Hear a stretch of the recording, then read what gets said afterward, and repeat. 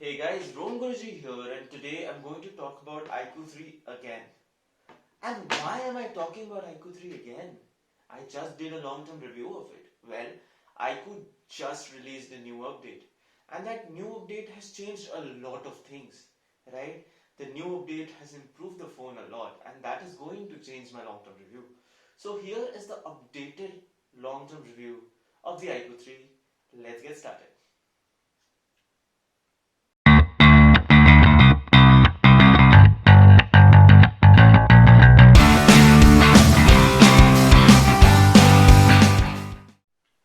So the iQOO 3 recently got updated and that changed a lot of things.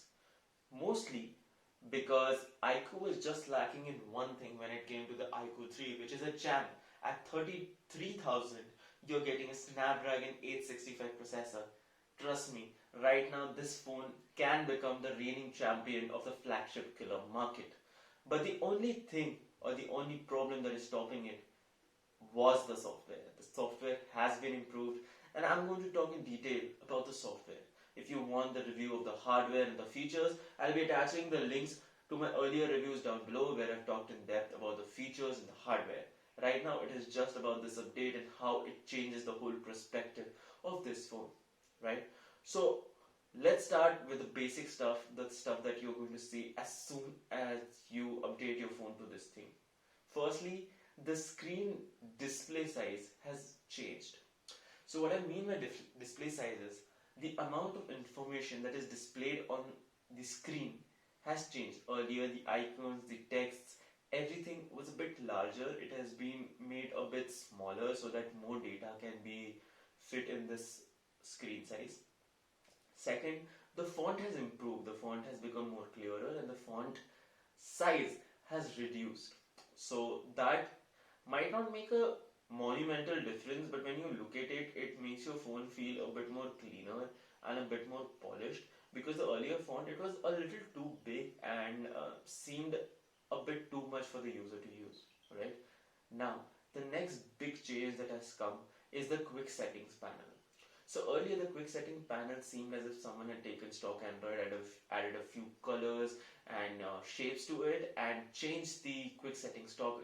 Now the quick settings toggle is much more polished. It's paginated, that means it has different pages for all your quick settings, and you're not just limited to a few quick settings, but a lot of quick settings can be put in this quick setting toggles because it has the pages now, which is a standard thing in the Android, right? So that has changed, and that has changed for good, because when as soon as you swipe downwards from the top and you see the status bar, it is extremely polished. It looks as if it's a very polished system, and that is necessary for a phone of a flagship killer or flagship category, right? Earlier it seemed as if it was a half-baked attempt at creating a quick settings panel out of the Vivo's FunTouch OS. Now it seems polished, and the brightness bar has been changed to somewhat resembling the MIUI icon set, wherein the brightness bar is like a pill, right? So it's pretty cool, it's nice, and it works well, right? The colors are adjusted well. Next, the second change is the dark mode. Okay, so the dark mode in iQOO was not liked by a lot of people because of one thing. The dark mode was not actually dark. So when you go to OnePlus's dark mode, it is pitch black. That means you are actually saving battery. But when you talk about the grey dark mode, yes, you're saving some amount of battery, but you're not saving as much as you can save on AMOLED screens. Now, iQOO offers you to actually set the shade of the dark mode, right? So if you're using the dark mode and you feel like you want the grey shade, you like it because it appeals to your aesthetics, you can get a lighter shade of the dark mode. But if it appeals to you and you want to save more battery, you get the pitch black AMOLED dark mode, right? It can be visible here, right?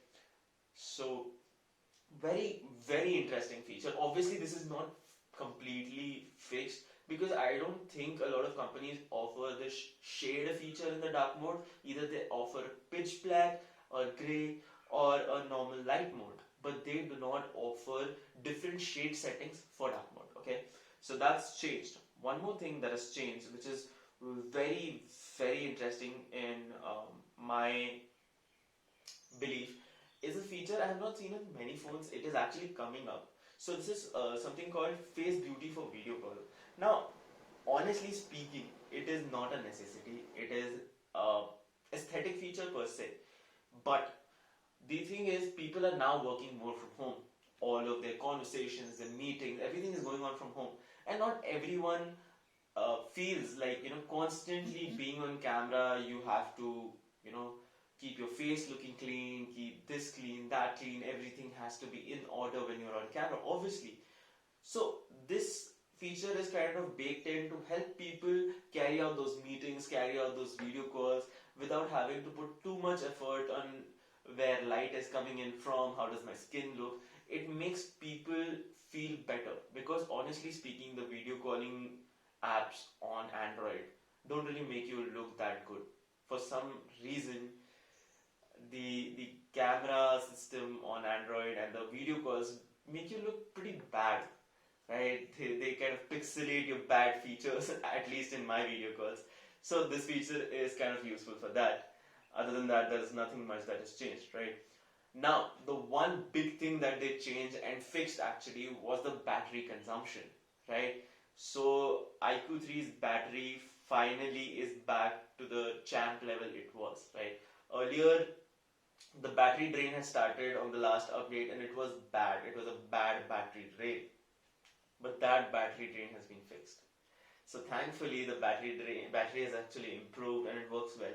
Combine it with the pitch black AMOLED dark mode and you got yourself a winner, right? The battery is running amazingly. The battery quality has improved so much. It is amazing. The next thing that has come up is the UI itself, right? Like UI as a whole. The animations have been made much more smoother, a bit faster, and when you actually use the phone, you feel as if you're actually using a flagship phone. If you recall my last review, I had said that the UI seemed a bit choppy. It did not seem that pleasurable to use it, or it did not feel that smooth. Now the UI is so fast, and the app opening animations are pretty cool. They're actually pretty close to OnePlus, and the smoothness is unparalleled. They've also updated the system apps like the messaging app, the smart search app, the iManager app, and all these apps feel much more responsive and smooth. Now, the responsiveness of the apps is something that is of utmost importance to people, and they're starting to improve that. They're actually going in the direction that people advise. Their director, who is on Twitter, usually responds to people's queries, feedbacks, bugs report himself personally, and I think that is very nice. A company connecting with the customers is something that is really nice. They're also coming with something known as iQOO Mavericks.